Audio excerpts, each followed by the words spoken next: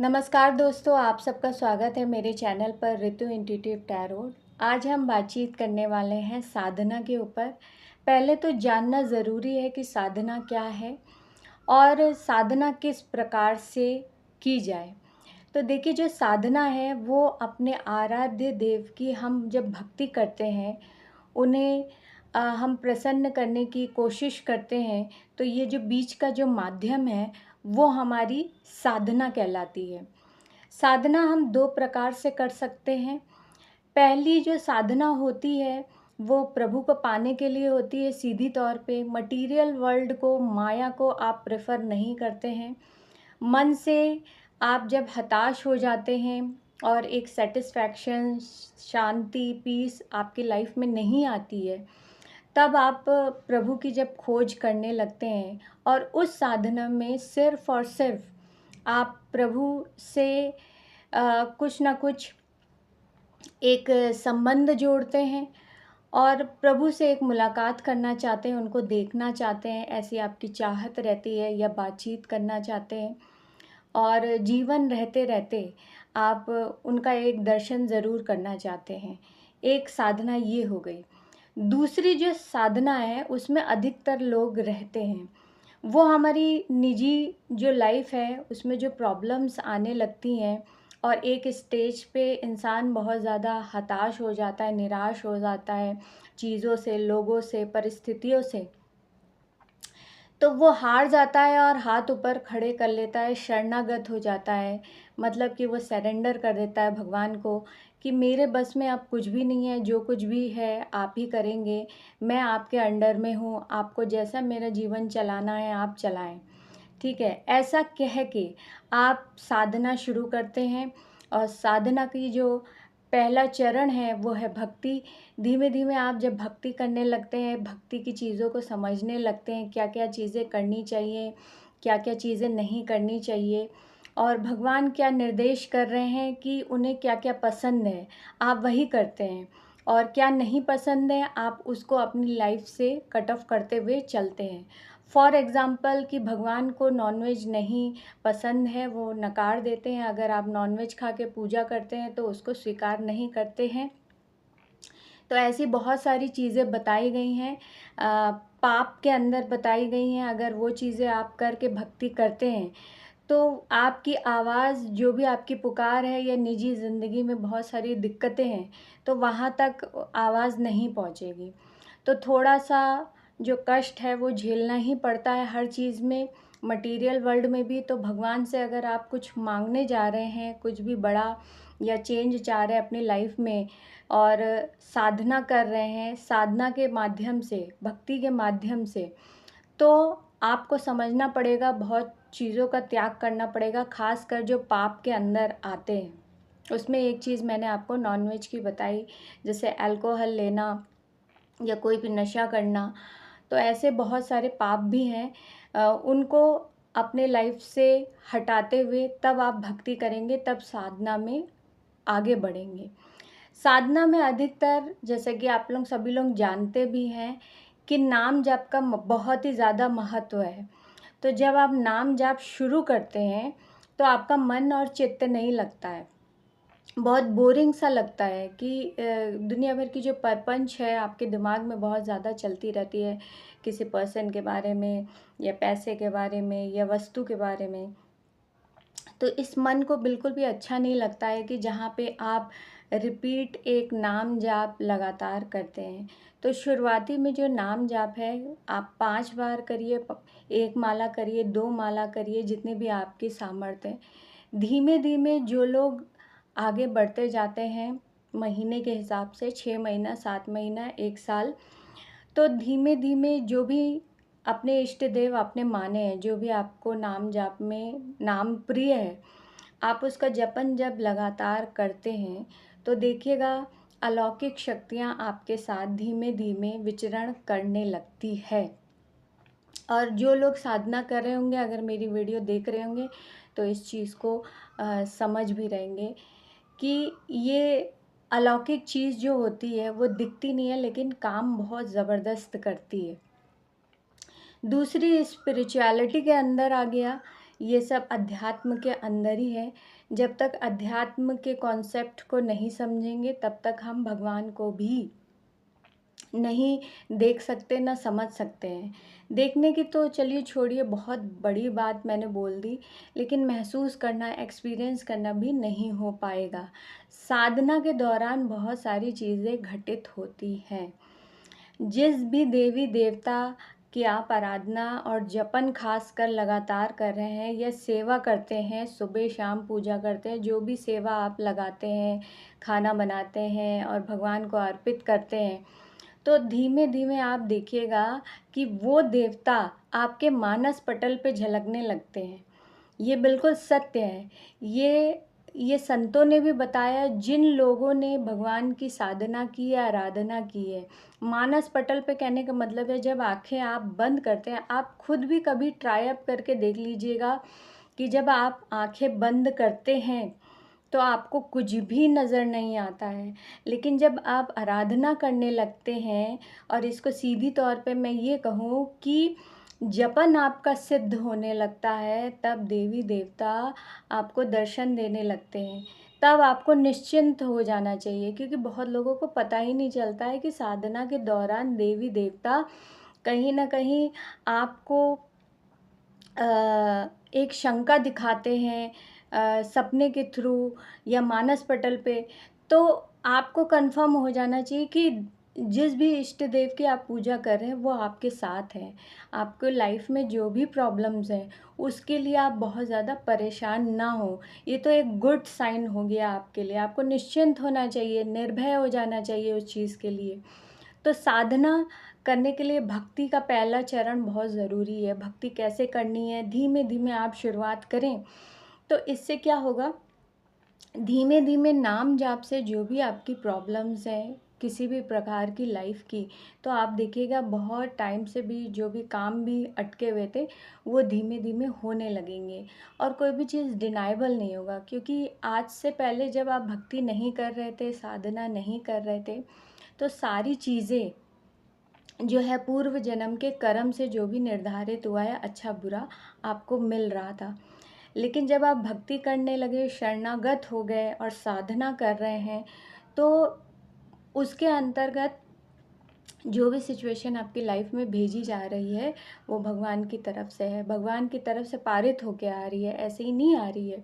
तो खराब तो पहली बात आएगी नहीं। अगर खराब आ भी गई तो आप में इतनी सामर्थ्य रहेगी कि उसमें भी आनंद आपकी रहेगी। एक समझ, सूझबूझ और विवेक जागृत रहेगा कि हमें क्या करना चाहिए, क्या नहीं करना चाहिए, किस लिए आ रहा है, किस लिए नहीं जा रहा है, सब आपको समझ में आ जाएगा। इसमें गुप्त बात ये होती है कि जब भी आप साधना करें तो अपनी जो एक्सपीरियंसेस हैं या देवी देवताओं के साथ वो किसी को भी आप शेयर ना करें। क्योंकि शेयर करने से क्या होता है कि आपका अहंकार अंदर होता है कि हम किसी को बताएं, हम बताएं कैसे भक्ति कर रहे हैं या कुछ भी चीज़ें इस लाइन की हैं, तो उससे करने से जितने भी आपके एक्सपीरियंसेस हो रहे हैं वो बंद हो जाते हैं। तो एकदम गुप्त रूप से ये काम होना चाहिए। जैसे आपने बहुत सारे लोगों को देखा भी होगा कि जब साधना करते हैं तो एकदम गुप्त होके, कोई बात किसी से कहनी नहीं होती है, बतानी नहीं होती है, ताकि वो आपका उस तरीके से फल दे। अगर बहुत ज़्यादा आप एक्सप्लोर करके लोगों को बताएँगे तो वो कहीं न कहीं फलित नहीं होगी। इसलिए साधना को बहुत ही गुप्त रखा जाता है। जैसे आपने संत लोग को देखा भी होगा कि जब भी वो साधना करते हैं तो बीहड़ जंगल में जाते हैं या गुफ़ाओं में रहते हैं। ऐसी जगह पे जाते हैं जहाँ पे वो कोई डिस्टर्ब ना हो या किसी से शेयरिंग ना कर पाएँ। लेकिन गृहस्थ जीवन के लोग भी साधना कर सकते हैं, ऐसा नहीं है। क्योंकि परेशान हर इंसान है, दुःख हर इंसान के जीवन में है, और ये पूर्व जन्म से जो भी हमारे अच्छे बुरे कर्म मिले हैं उसको आज हम झेल रहे हैं, तो हर इंसान निकलना चाहता है। तो ईज़ी गेट नहीं है कि पूजा करने से आप निकल जाएँगे। जब तक आप साधना नहीं करेंगे, वहाँ तक आवाज़ नहीं पहुँचेगी, इष्ट देव की कृपा नहीं होगी, तब तक उस सिचुएशन से आप नहीं निकल पाएँगे।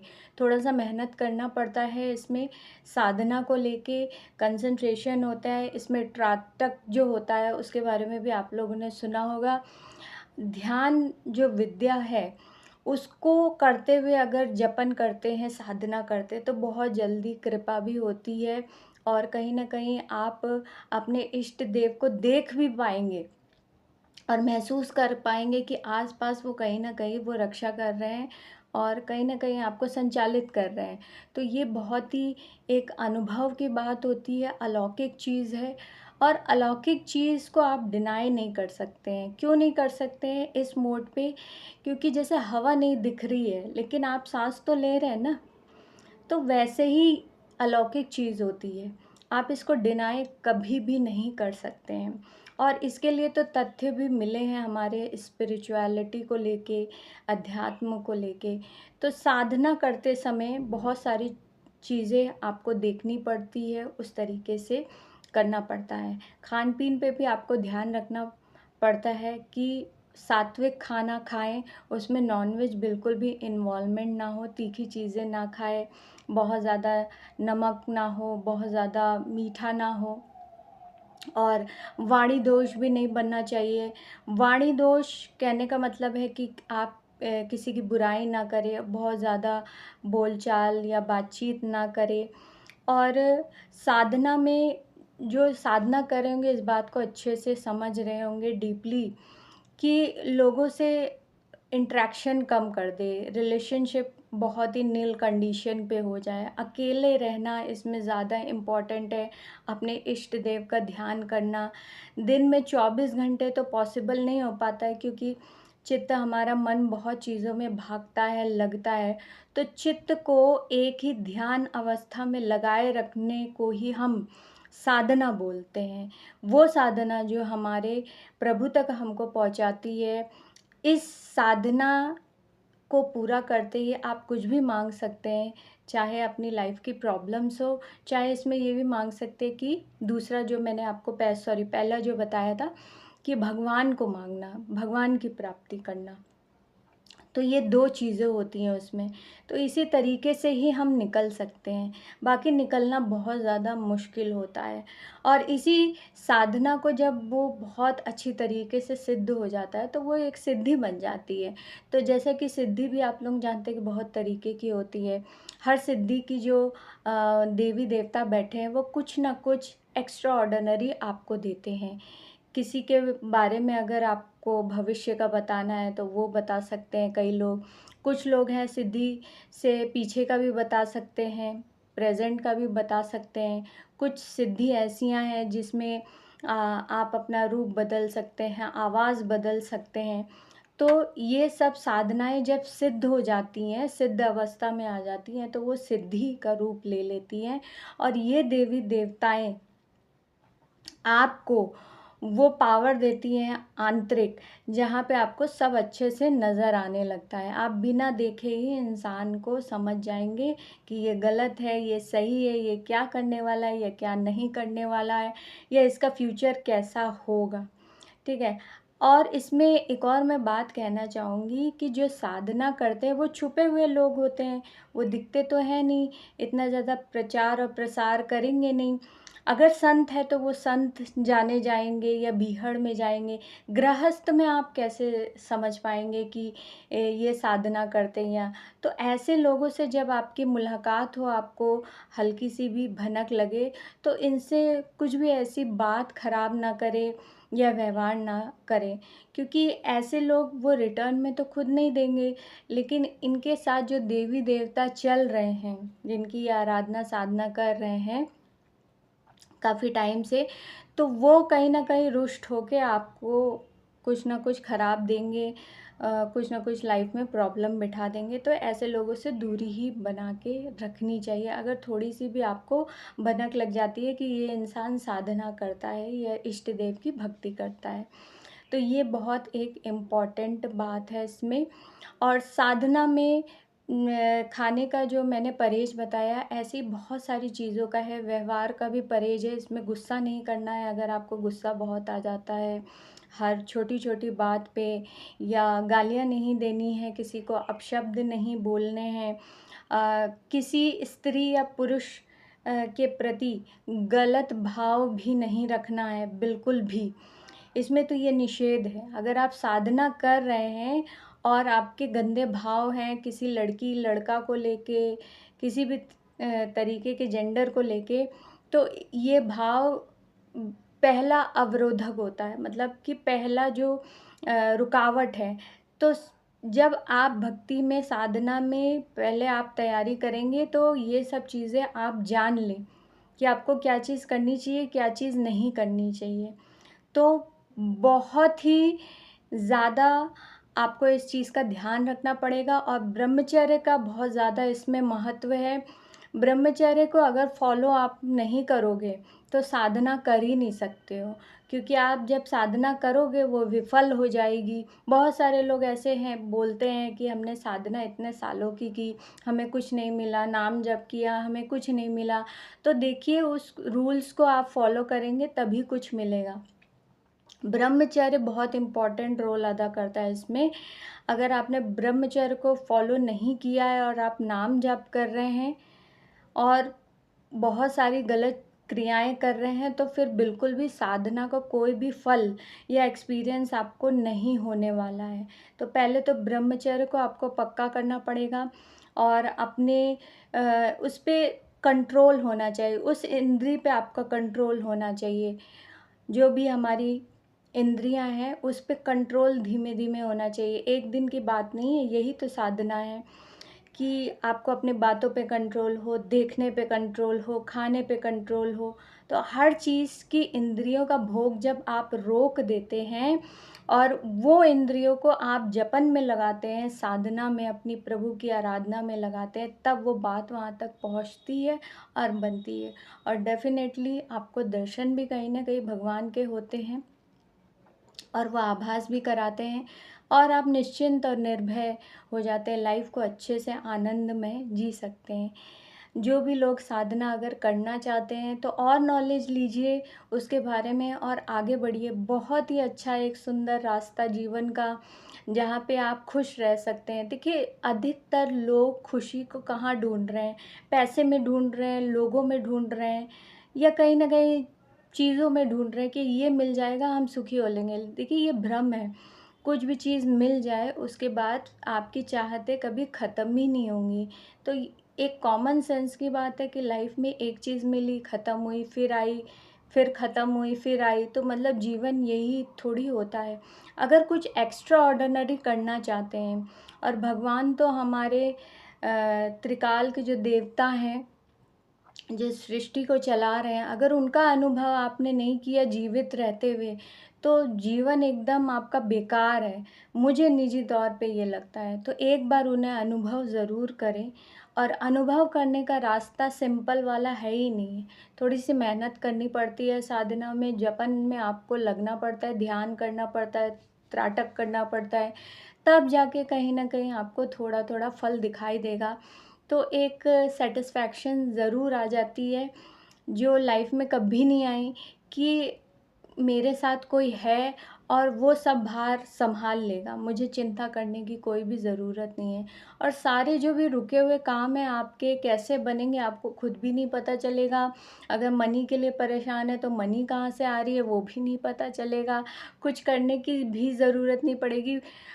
शायद ये बहुत अटपटा लोगों को लगे, क्योंकि मैंने ऐसे लोगों को देखा है कि बहुत ज़्यादा टैलेंटेड नहीं हैं या बहुत ज़्यादा अच्छा नहीं कर पाते, लेकिन फिर भी ऐसी जगह पे वो बैठे हुए हैं जहाँ मनी अर्निंग वो कर रहे हैं। तो वो उनका पूर्व जन्म का पुण्य है, उसकी वजह से वो कर रहे हैं। और बहुत सारे जो टैलेंटेड लोग हैं वो बेरोज़गार हैं। तो इसका मतलब कहीं ना कहीं जो पाप उनका फल अभी दे रहा है, कि जो भी योग्यता अनुसार वो काम कर रहे हैं लेकिन वो हो नहीं रहा है, वो विफल होता जा रहा है, उतना उनको नहीं मिल रहा है, या जॉब नहीं मिल रही है, या बिजनेस ऐसे उनका बहुत ज़्यादा एक्सप्लोर नहीं हो रहा है, मनी अर्निंग नहीं हो रही है। तो इसीलिए वो सारे काम को पलटने की सामर्थ्य जो है ना वो साधना रखती है। तो अगर अपनी लाइफ को चेंज करना चाहते हैं, शांति चाहते हैं, सेटिस्फैक्शन चाहते हैं, आनंद चाहते हैं सबसे बड़ी बात, और अपने सिचुएशन को बदलना चाहते हैं, बहुत सारे लोग ऐसे होंगे कि सिचुएशन को बदलना चाहते हैं, तो वो साधना से ही हो सकती है। क्योंकि जो लोग खुश हैं, जिनके पास पैसे हैं या नौकरी है या जिस भी तरीके से भी सुखद ज़िंदगी जी रहे हैं, तो वो सोच रहे हैं कि हम डिज़र्व करते हैं, हम मेहनत कर रहे हैं तब मिल रहा है। ऐसा बिल्कुल भी नहीं है। ये पूर्व जन्म के जो उनके पुण्य हैं, उनकी वजह से उनको मिल रहा है। अगर ऐसा नहीं होता तो बहुत सारे ऐसे लोग हैं जो डिज़र्व नहीं करते हैं, उनको कुछ भी नहीं आता है, वो गाँव के जैसे हैं, तो वो एक अच्छी पोस्ट पे कैसे वर्क कर रहे हैं या इतने पैसे पा रहे हैं। तो खुद ही आपने बहुत आस-पास के लोगों में देखा ही होगा, तो वो आपके पुण्य और पाप जो भी है, उससे आपका सब मिला-जुला आपको मिलता है, जिसको हम प्रारब्ध भी बोलते हैं। तो प्रारब्ध में जो लिख गया है उस तरीके से मिलता है। तो प्रारब्ध में अगर आपको लिखा गया है अच्छा, तो आप कुछ भी नहीं करेंगे तो घर बैठे भी आपको अर्निंग हो जाएगी। ऐसे भी लोग हैं जो कुछ एफ़र्ट नहीं करते तो भी अर्निंग उनकी हो ही जाती है। तो कैसे हो जाती है आप बोलेंगे? तो उनका प्रारब्ध अच्छा है। तो ये स्पिरिचुअलिटी आपको डीप वे में ले जाएगी और अच्छे से समझा सकती है। तो इसीलिए मैं चाहूँगी कि बहुत सारे लोग अगर साधना में जाते हैं, तो अपने बहुत सारे सॉल्यूशन जो है वो लाइफ के निकलेंगे और सबसे बड़ी बात है कि आप खुश रहेंगे, शांति रहेगी लाइफ में और बहुत ज़्यादा आप अपने आप को खुद को परेशान नहीं करेंगे, क्योंकि जो आत्मा है वो तो अनंत है, वो न जन्मती है न मरती है। तो ये सारे जो जंजाल हमने खुद ही पैदा कर रखे हैं कि हमें ये चीज़ चाहिए। उसके अंदर मोह भी आ जाता है, बहुत ज़्यादा मोह नहीं करना चाहिए शरीरों से। हम नाशवान हैं, कभी न कभी हम भी मरेंगे, सब मरेंगे। तो इतना ज़्यादा लगाव किसी से रखना एक समझ अध्यात्म आपको देती है। उसमें गुणी जो होते हैं, रजोगुणी होते हैं, 3 जो गुण बताए उनका भी ध्यान रखना ज़रूरी होता है। वीडियो बहुत ज़्यादा लॉन्ग हो जाएगी, इसलिए थोड़ी-थोड़ी चीज़ें मैंने बताई हैं, आप शुरुआत करिए और देखिए कि आप कैसे आगे बढ़ सकते हैं।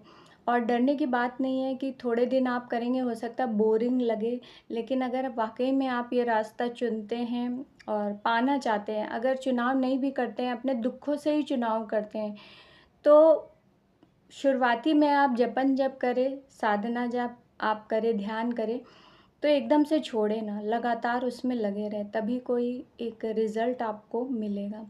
और आप लोग करके बताएँ मुझे कि साधना कैसे-कैसे आप कर रहे हैं। अगर करेंगे तो अपना ही जीवन आप अच्छा कर सकते हैं।